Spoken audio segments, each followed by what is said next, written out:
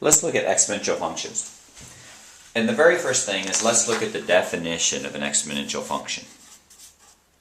Well, an exponential function is simply a function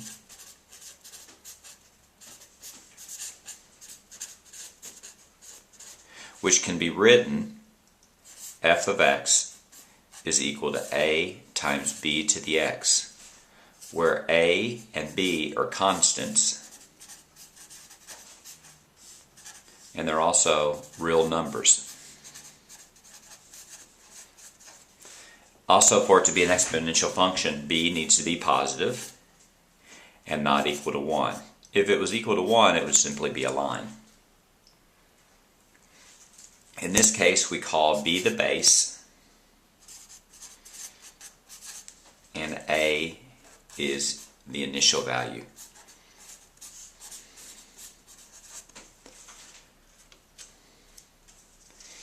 In the simplest example, let's say you have y is equal to 2 to the x. If you have x and you have y,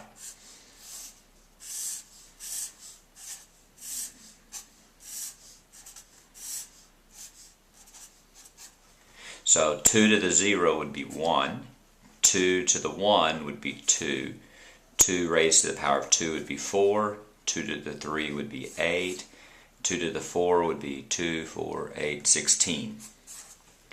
If you notice, what happens is we say that the value of y grows exponentially.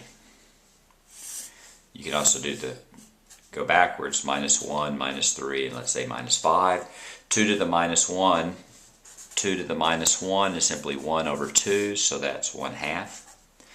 2 to the minus 3, that's 1 over 2 to the third, so that's going to be 1/8.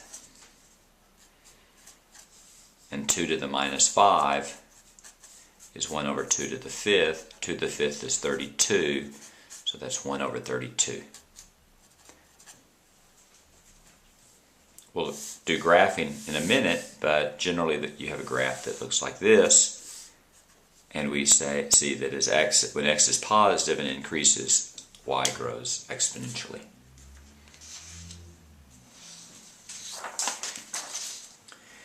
The first distinction that we can make is between exponential growth problems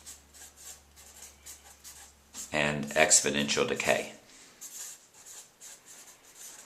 If you have y is equal to a b to the x, b is always positive, but if b is between 0 and 1, then we say that that's an exponential decay problem.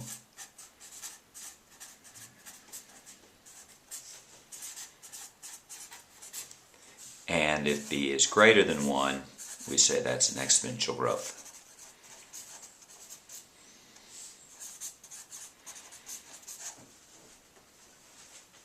So, for example, in our previous example, y is equal to 2 to the x. Since b was greater than 1, that would be an exponential growth problem.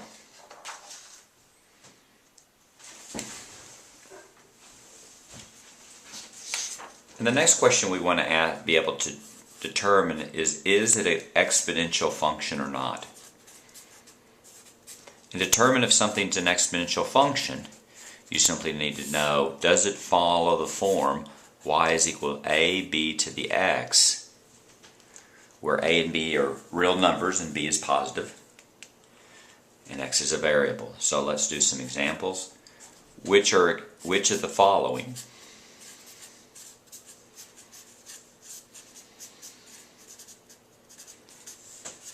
are exponential functions?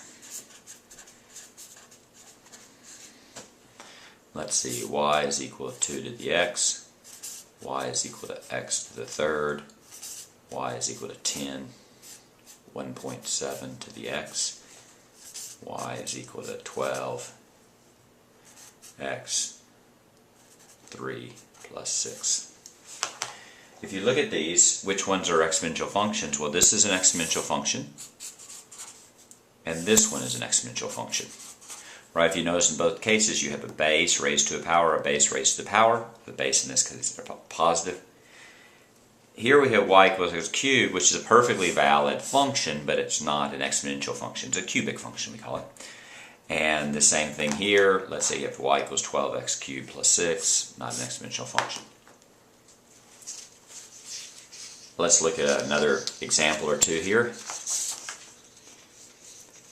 If you have y is equal to 7, x plus 4 squared plus 10, y is equal to 101, 0.73 to the x, y is equal to 18, 0.91, x minus 4 plus 8, y is equal to 10,